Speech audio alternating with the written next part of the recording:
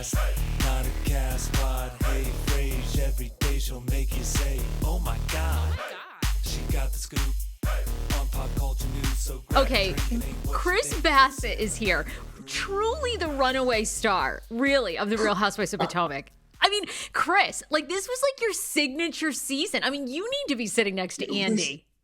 I don't know if I want that seat, but if I have that seat, I don't know what that says about me or everybody else on the cast. But yeah, this was a weird season. It was really weird, but it was good. Okay, weird how? Like, do you think, has this been the most intense social media season?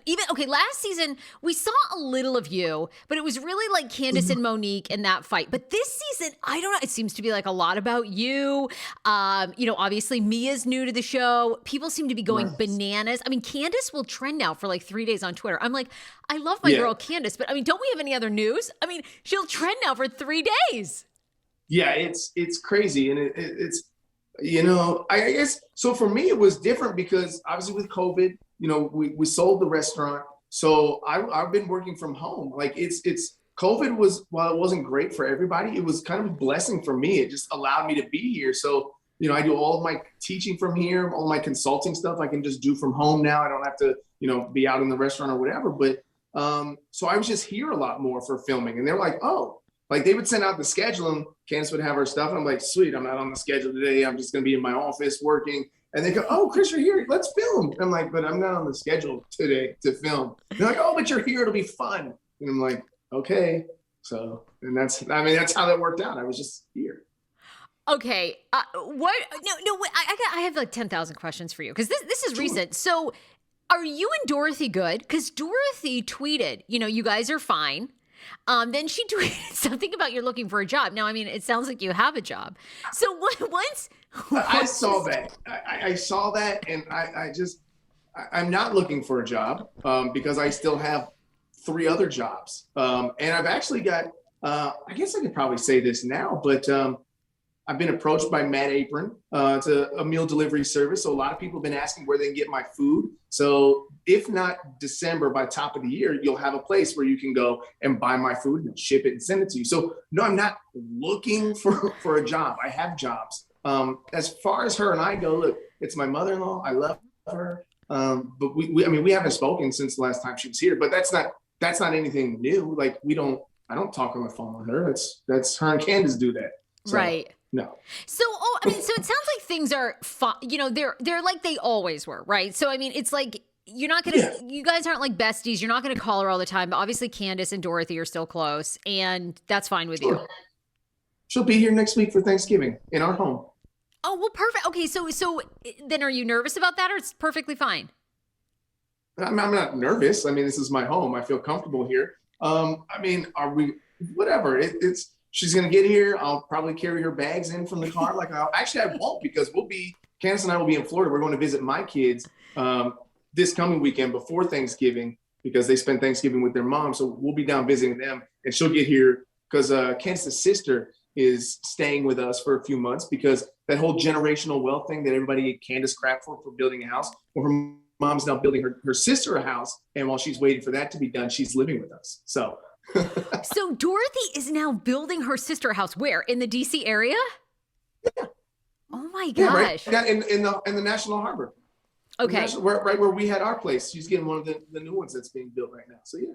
So she's living there. And does Dorothy still have a cutout in your house in Dorothy's room? Of course. It's still there. She loves that thing. So it's there. I love how you live. Okay, wait, we gotta talk about, listen. I mean, you're really the true Salt Bae. I mean, describe this video. I swear to God, I wanted this to go even more viral. But you do a video where you talk to people about cleaning their cast iron, which I have cast iron. And you must have poured like a half a pound of salt in there. And then I don't know what you did. You put it on the stove? Tell me, I mean, that was the craziest thing. I love that. Yeah, so this is how we do it in the restaurant, because we have an abundance of salt, right? And the worst thing for your cast iron is water, because water creates rust. And yes, you can certainly wash it out, put it on the stove to get that excess water, put some oil in there, throw it in the oven. But for me, I use it a lot. And if I've just like, so for that reason, I used a lot that time because I was frying some stuff. So the oil level was high. But if I just was like searing a steak, like, or chicken or whatever I'm cooking, I'll just put a little bit on the bottom and that salt just soaks up all the oil and the grease. So I cook it for like 15 minutes, scrape everything up, dump the salt into the trash can, and then wipe it out with a paper towel, and I'm ready to go. It's good to go. I hit it with a little oil to coat it back down, but I was shocked that it got so many views on TikTok. I was like, no one's ever heard of this? But there was a few people that liked it. But, were people giving you so much shit for that? Like, dude, why that much salt? Yeah. Yeah. Oh my God. And I'm like, salt's cheap. It's not expensive, but whatever. You don't have to clean it that way. Sometimes I do. Sometimes after I've used it for a few times, I'm going to give it a good scrub and I'm going to do that whole seasoning process again. But everybody has a problem with everything. It doesn't matter. I could sit there and look outside. Oh my God, it's a beautiful sunny day today. Oh my God, it's 50 degrees. What are you talking about? You're crazy. It's like, I don't know. What do you do? Okay, I'm still going to post what I want. So how are you and Candiace doing? I mean, I feel like this season you guys are kind of bona fide celebrities. We did see a lot of you. I want to ask you an update about you and Michael Darby. But how are you guys navigating it? You just got back from Jamaica. You said a couple recognized you there. Are things okay?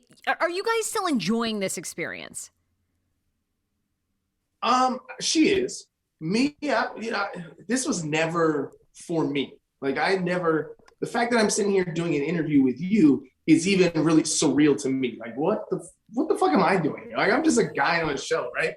But I understand the process and things that have happened. And, you kind of have to embrace those things. And my answer has always been the same since season 1. It's mostly fun, right? I can enjoy the good stuff. And I enjoy that. As far as I don't like to take pictures, but people are fans and we're only important because they watch it. So I take the pictures, but some days it's annoying. And it's just like, leave me alone. I just want to be in my office doing my thing, being quiet. And it's weird, to see your life scrutinized in a way on a show where you really have no control over it. And so that's can be frustrating at times, but I'm learning. I'm still not the best, but I'm learning to just brush the shoulder off and let it go. But, What was the most frustrating part of this season for you? The most frustrating part for me was probably just the misconception of me being Candiace's manager. Because I'm not, like, I'm Candiace's manager as a person. I don't manage her career. I don't have anything, like, I don't make the decisions on what she does, what she spends, any of that stuff. I'm really here for the moral support of it all. And so for Candiace, who right now, right, she's obviously on The Housewives. She's got a great album, Deep Space. It's so good. And by the way, she was just on Kelly Clarkson yesterday doing Drive Back, which was amazing. What did you think? I know. Were you impressed? I thought her performance was great. Oh, yeah. I loved it. I like the live version that they've done to kind of, change it up from the original version. I thought it was awesome. It was great. So she's got music. She's got the show. She's doing acting. She has her 3 businesses. She is in school right now, getting her MBA. She's the vice president of the National Women of Achievement PG County chapter. So she's busy. She's up late, so she sleeps late. And so sometimes people have business that operates between 9 and 5, not 5 and 10 at night. So I answer a lot of emails and I'll get information from her. She's like an introverted extrovert, right? She doesn't like to go out a lot, but yet she's in this public space, right? So she doesn't like to talk on the phone a lot. She doesn't like when she gets a barrage of text messages and emails and people need to be paid and people need this. And so, I facilitate things and say, hey, this is what needs to be done today. These people are asking for whatever. So that's the extent of what I do. So it was frustrating to see it be, Chris is Candiace's manager. He quit his job to be her manager. He just wants to live off her coattails. And it's like, no, I do this for free because I have time to just answer some emails throughout the day. And so nobody wanted to grasp that concept. So that was the frustrating part. Yeah, because I think what people don't realize about your relationship, like obviously I've known you guys locally forever. So I'm assuming, both you and Candiace probably brought equal money or, kind of finances to the table, right? You had a very successful business until, pandemic hit and everything. So it was kind of strange, this like turn of like you're living off Candiace. Yeah, I mean, and I think it stems back to our very first season. You know, she was in her confessional and she made a comment about how she grew up in a country club and I didn't, which is very true. But country club does not equate financial status, right? My family was very, very okay growing up. And like I said, my friends, when they catch some of these stuff, they're like, what are they talking about? You don't have a job. Like, I've never known you to not have any less than 2 jobs at a time. Like, yeah, I'm a serial worker. Like, that was the problem in my first 2 relationships is that I focus everything on work. And I feel that as long as I'm bringing money to the table, that absolves me of all responsibilities in the home because I am being financially supported. That's why they didn't work out. So I had to relearn that thing. But yeah, no, Candiace is the type of person that if I was not contributing financially, I would be the one living in a tent under the bridge. And I think I say that at the reunion too, coming up, whenever the husbands come out. I was like, what do you guys think? She found me homeless under the bridge in a tent? Like, oh, I'm going to save this guy. Come live with me. I had a whole family in a house before she met me. It's crazy. I know your kids. I mean, because your kids must be what, like 16 and like 13. Your 2 oldest. I mean, 12 and 9. 12 and 9. Okay, so a little bit. I was like a little off, but okay. Talk to me about. I thought it was fascinating, and I don't know if you felt this was like shitty on your end or not, but it seems like Michael Darby, right? Like they've backed away, right? Like Michael, Juan, like they don't seem like they even want to be on the show anymore. And then they sort of like clamored onto you and Mia's husband, right? I mean, that was, and a little bit of Wendy's husband, right? We see Wendy's husband. So, like, have you and Michael ever spoken like since filming the show, since season 6, like filming? That's the one we just read. No, after I don't.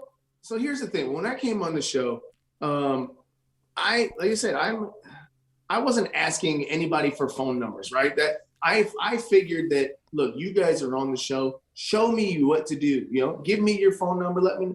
And that never happened from anybody, and that's fine. I mean, whatever. Everybody is their own person, whatever. But that's how I felt. So I made sure Eddie's first season gave him my number. Dre, who we saw a little bit of, Ascala's husband, gave him my number. I was like, guys, you ever have anything? And this year, before the reunion, I made sure I talked to G, and I was like, hey, this is what you should expect, man. Just have some fun with it, whatever.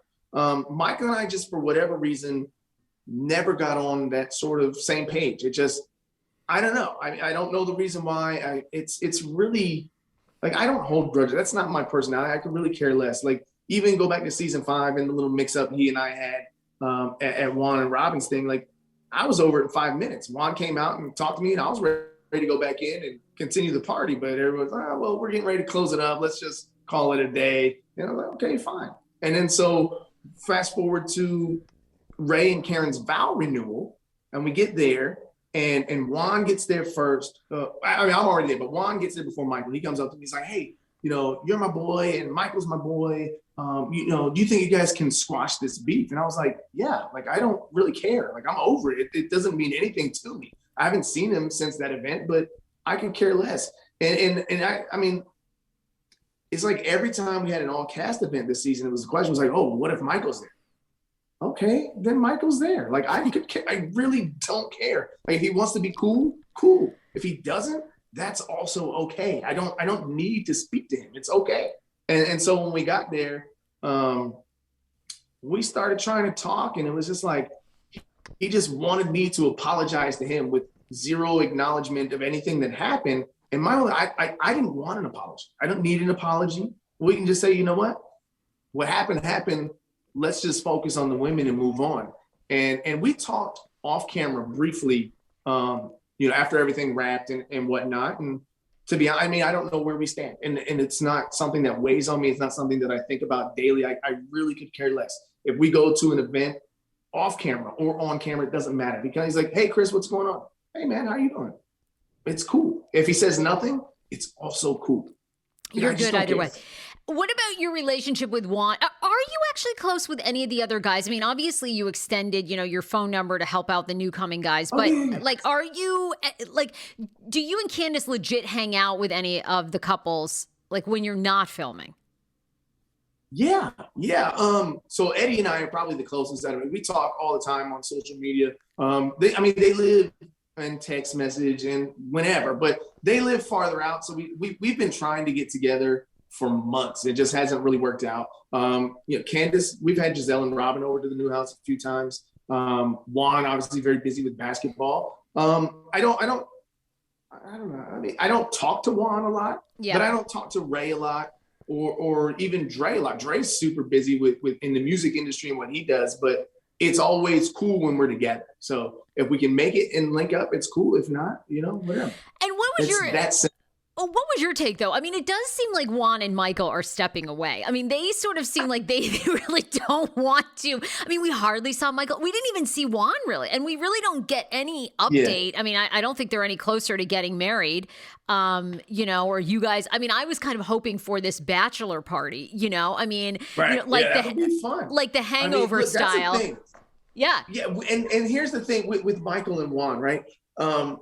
Juan's super busy. I can't imagine being a Division I basketball coach, right? You have your whole season, which is from they start preseason in October and they play all the way, depending they make it into the tournament, they're playing almost to April, right? So that's a huge chunk of the year. But then you get a little break, and then now you're recruiting, right, for the next year. So you're on recruiting trips. So I don't, Juan, whatever. And to be honest, I don't blame Michael for not really wanting to be around as much anymore.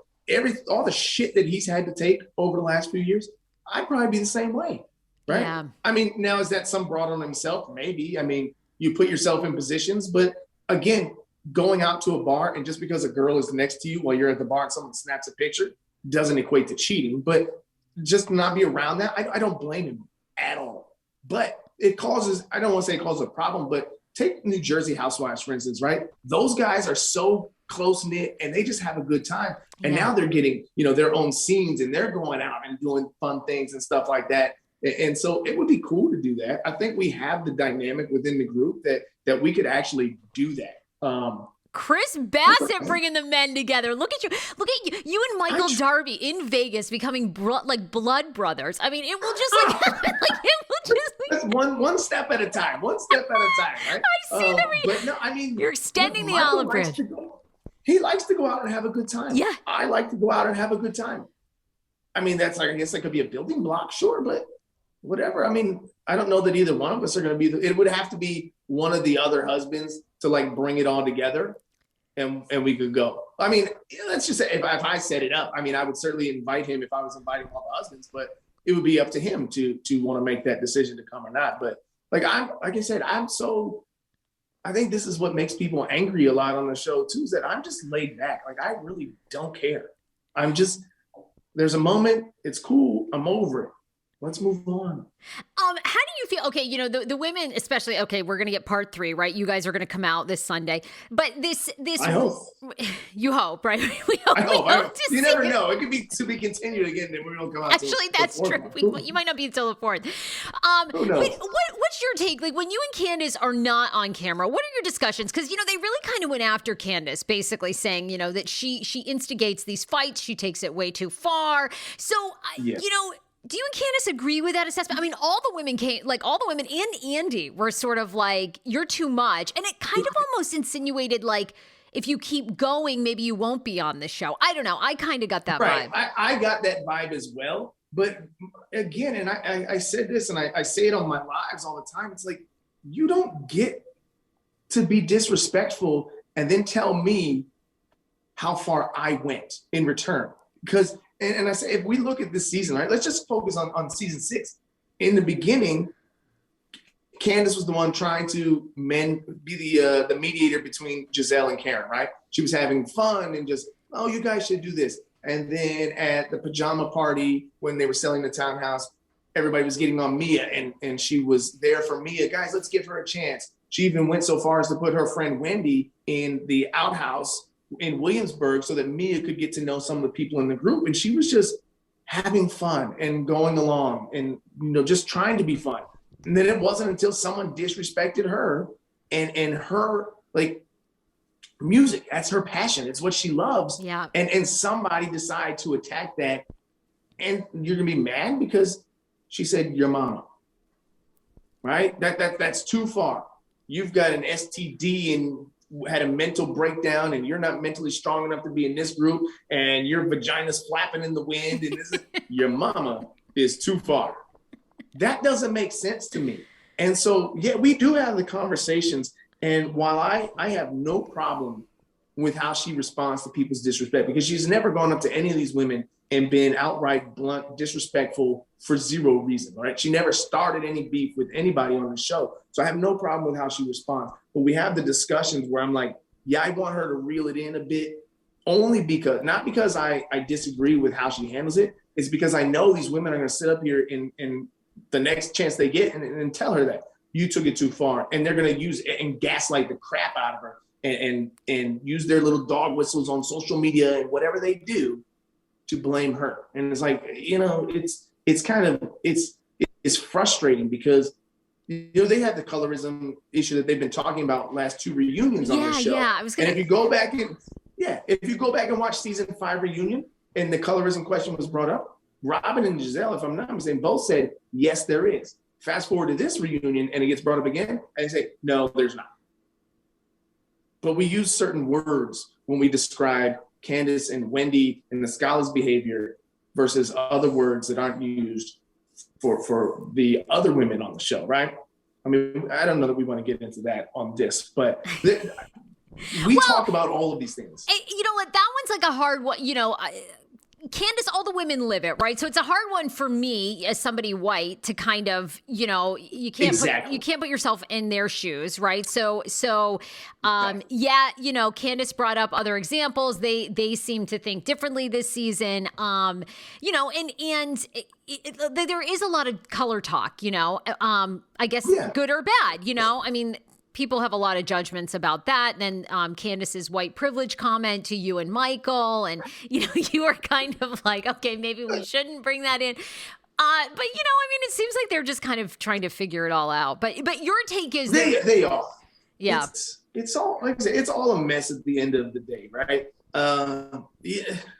I don't know, right? But it's funny that we have 2 white people here talking about colorism. I mean, it's probably like, if we were sitting here, it's like, right, asking a light-skinned person about colorism is like asking a white person about white privilege, right? Half of us are going to say, yeah, it exists, and the other half will be like, I've no such thing. I grew up in a trailer and it was poor too. Where's my privilege? But it's not always as definitive as that. There are nuances. There's more to it. And look, I'm not going to say it's all colorism. It's not. That would be stupid to say, but there are elements. There are certain, like, you can't roll up in somebody's restaurant in their face and talk about how you're going to kick their ass. And somebody said, well, she was upset and it was very rude of her. But then somebody who is not of that skin tone is yelling and screaming from across a table. And you're going to say that they're ferocious and aggressive, right? It's just the wording, the verbiage that gets used for certain people and doesn't. And what is okay for one person and is not okay for somebody else. So I've seen people say, well, that's just a double standard. Sure, it is a double standard, but there's other factors that play here too. It is what it is, but they'll figure it out. They'll get it under control. Do you and Candiace get the vibe that her job is in jeopardy? Like after, film, obviously you guys already filmed the reunion. You don't, you feel like she's, I think all the women are great and she'll be back, but okay. I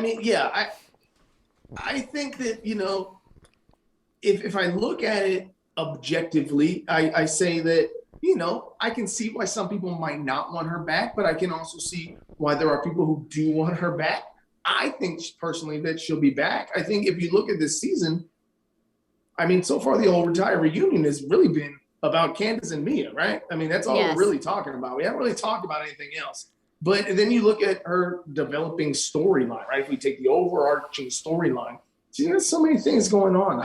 I don't see how they couldn't. But then again, if they decide they want to go in another direction, I could also see that too. But you never know until you know. Okay, how were you guys, like the 2 of you as a couple? Were you surprised at all the success she's had with the album? It seems like she, aside from Candy, she seems like Candy Burruss in Atlanta. She seems like the only kind of housewife that's actually broken through with a legit music career. Kim Zolciak, Don't Be Tardy, was a legendary song, but but it really, beyond that, it didn't go anywhere. Luann does kind of have a good, I guess, cabaret thing going. Different realm though, right? Different realm. But yeah. Candiace seems like she's legit building a music career. Is that your take? Like when you guys aren't on camera, it seems like it's going well. Oh yeah. it's going very well. And to answer your first question, no, wasn't surprised at all. Like the very first time I heard her sing 7 years ago, I was like, why aren't you a singer? Like what's Oh, really? why aren't you doing this? And at the time she was like, well, I don't, the music industry, this and this, they want to control everything. I just like to sing for fun. And now that we've gotten into like this everything is now streams, right? I mean, sure, album sales, but nobody's selling actual albums the way that they were. It's all streams. And you can be very independent and put out your own stuff. And yeah, she loves it and she's going for it. And no, there's a lot more to come. Chris, how much, really the music industry, I think so much now is you have to invest so much of your own money. How much do you think you guys have spent on making Candiace's career to this point? I mean, it has to be like thousands. I mean, hopefully Dorothy's paying for that. No, she's not paying for that. Bummer. That is literally all Candiace. I have nothing to do with it. I don't want to know because I'm like, I don't like to spend money. I'm like, look, we need to, but this is something that she wants to do and that she's passionate about and she's very good at. I only know when I need to know. So far I haven't really needed to know too much, but I see the invoices come through. It's up there. It's up there. I couldn't give you the exact number, but it's a lot. It's a lot. I bet. Because there's just so much. There's styling, there's studio sessions, there's mix and mastering, there's producers, because it's not all the same producer. There's the songwriters. There's so many things we've done now. Well, we did Drive Back, the next one, the next single and video that comes out in 2 weeks, and then the benefits video, which is we've done 4 videos. But how are you making money though now in the music? Is it just streams? You get played. You get money, right, for these streams? Yeah. Absolutely. Okay, so she's making money that way. Yeah. Streams, radio play. Then obviously with the YouTube channel, there's the videos that are up there. So, you get some of those ad dollars coming in from YouTube versus on those plays. The Drive Back video is over 500,000 views already. That's great for only being out, a couple of months now. So there is money being brought in as well. Now it hasn't reached that status where she could like walk away from everything and just live off the residual spins from her music, but there's a pathway to that. Yeah. It's just, and that's what, she signed with E1, which is now Monarch, I believe is the label. I hope I got that right. Who's, distribution deal. So she's getting on more playlists. She's getting, especially in this area, some radio plays and whatnot. And it's work. It's not very, nobody really does it overnight, right? There's a lot of a team effort that goes into that, but it's moving along. Which scene for you this year was like most difficult or fun or cringeworthy to do? Was it the Karen and Ray's vow renewal in the warehouse? Was it down at the Eastern Shore? Was it the dinner where where you guys are and are yelling at Ashley and Ashley's yelling at you? What was like for you the most like, oh my God, this shit is crazy? Definitely the dinner, because Ashley and I were having a conversation, and obviously, but here's we had all been, especially so Wendy, Eddie, Candiace, Mia, G, and myself had all been drinking since like noon when we got to the house. We didn't go to dinner until probably like 9 or 10. It was late dinner. It might have been 9. So that's a long day, and it's just shots and shots and shots. So things I was upset a little bit with myself for getting so mad at Candiace. And again, just because Ashley and I were having a conversation and she was just interjecting. I was like, no, this is not the moment to do. Everybody thought I was mad that she jumped in the conversation for what she said, but I didn't want her, again, like I said, to have anything that she said be used against her. That conversation then started to go way left or right or whatever way. And obviously alcohol fueled and whatnot. But as you saw, like I got up and walked away. I was like, I need a moment. I got to get out of here. It had nothing to do with Candiace. It was me. I just needed to, because I knew where it was going. And I was like, okay, I've been drinking. I know how this can go. I'm going to just take one. And then you see her come back out and we come back to the table and we're fine. But that's us. We're always going to be fine. Because when she told me I'm going to be on this show, and then we actually became on the show, I was like, I need constant communication. Like I've got to know where we are. And so we talk about everything. And so we're always going to be good. But it was tough to watch that scene. And even a lot of people who really enjoy the both of us on the show, they had some comments too. And what can you do? What can you do? I mean, we're not a perfect couple, I'll tell you that. Well, who is? I mean, who is, right? Exactly. I mean, that's one of the beauties of you guys putting it out there. Do you like the reunions or do you dread them? They always sound like they're hours long. They're like 8 hours long. And I know you guys kind of come in, or like, really? They're even longer than 8 hours. Yeah. The girls' call time is usually like 6 a.m. for hair and makeup. They've usually got to be out, set ready like 9 or 10, depending on what it is. And I think this year, the last question was like at 11:30 at night. So it was a 12-hour day. Oh my God. And so the guys, we get the call time. We get there like, oh yeah, your call time is 12:30. Cool. Usually like around 11:30. It's going to be 2 o'clock. All right. Well, we're pushing it to 3. Okay. Nah, guys, we're going to use it at 4:30. And then, so we get pushed around all day. So, I mean, I don't know. I have mixed feelings about them. They can be fun, but I don't know. They're a drag. They're a drag. They're just, it's like, God, like, because we're there all day just sitting around. It's like, all right. So we haven't seen the edit yet of you. We've seen all the teasers, which are awesome. Do you think you get a fair representation at the reunion this season? I don't know. I haven't seen any of the previews for the guys yet. So I don't know.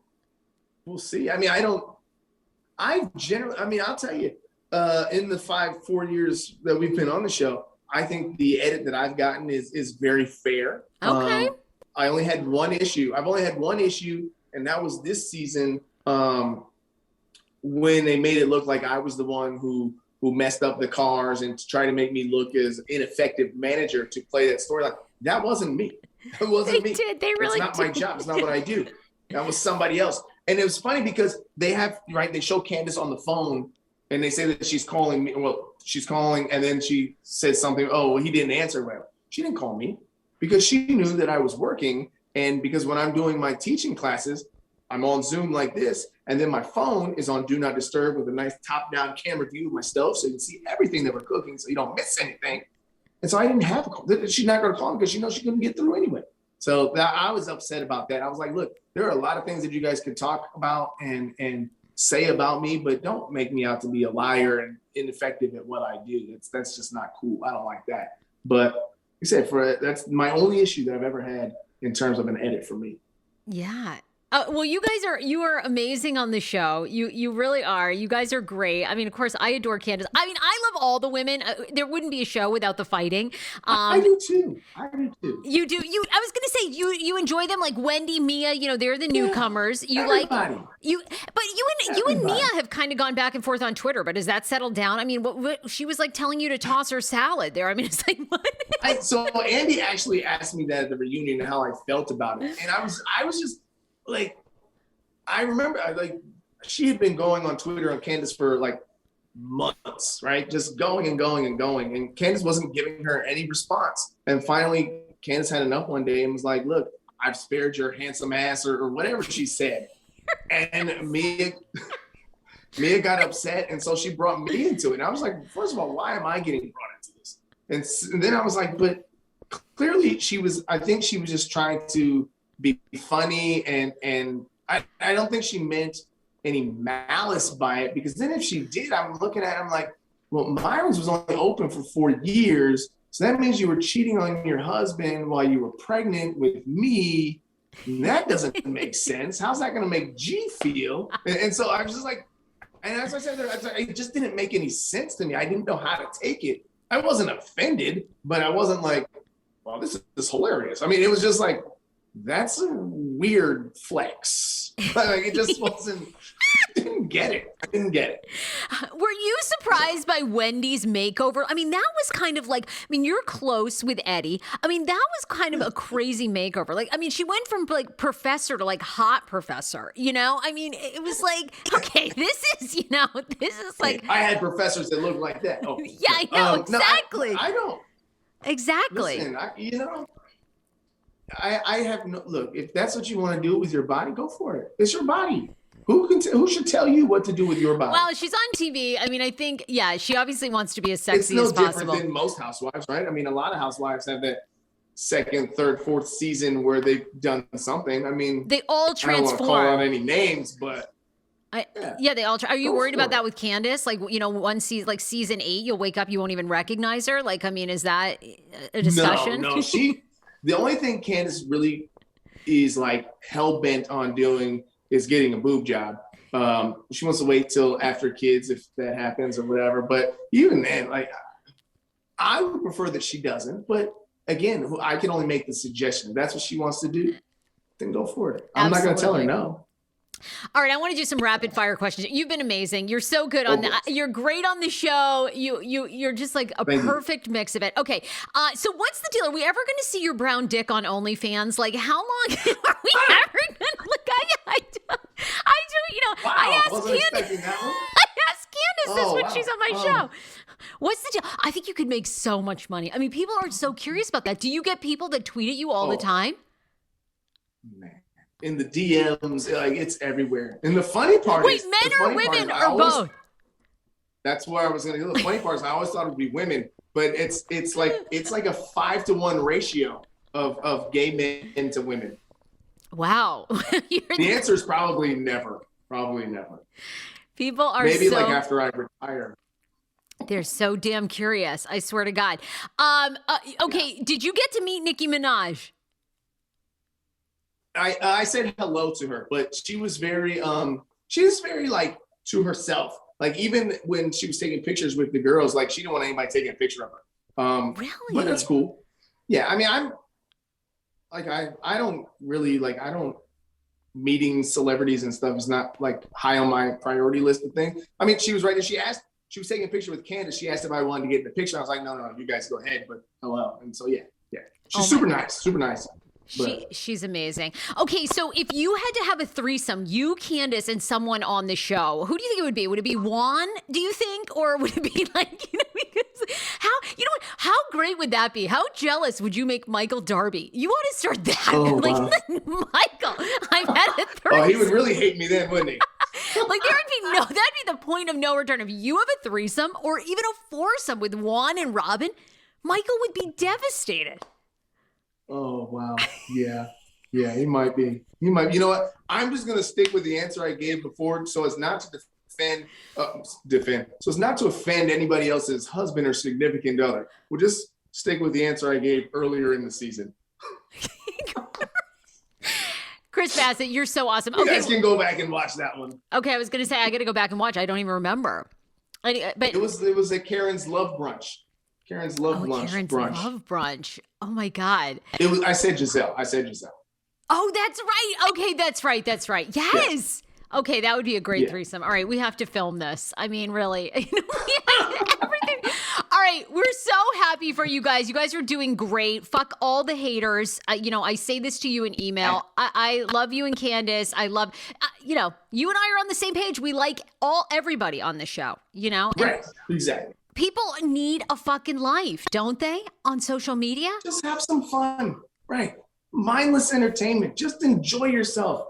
It's not that serious because you guys have they get so much built up on one person and hating another person.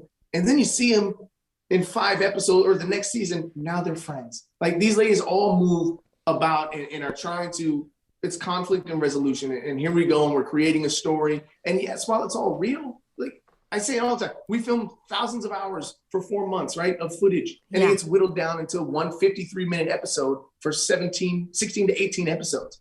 You don't even get 1% of what we filmed. And you're making these strong die on this hill judgments over a TV show. Over a TV show, man. When is your subscription I'm really excited about the food delivery. When is that? When do you think that's going to drop? And what can you tell the name of it? Do you know what it's going to be called? I can't remember you said it. Mad Apron. Okay. So there's a lot of chefs on there right now. Pat Neely is on there as well from Down Home with the Neelys. Okay. Now he's got his own stuff going. He's one of them. So yeah, I would be an ambassador with them. I've got to get 10 recipes and videos shot by the day after Thanksgiving because we go to St. John after that. So I don't know if it's going to be December because it's a lot of work to do between now and Thanksgiving. Yeah, that's a lot. But definitely in January. It'll definitely be up in January. All right, if not awesome. mid-December. Chris Bassett, so great to see you. Hugs to Candiace. Sure, thank you. So happy. Absolutely. We'll talk to you soon.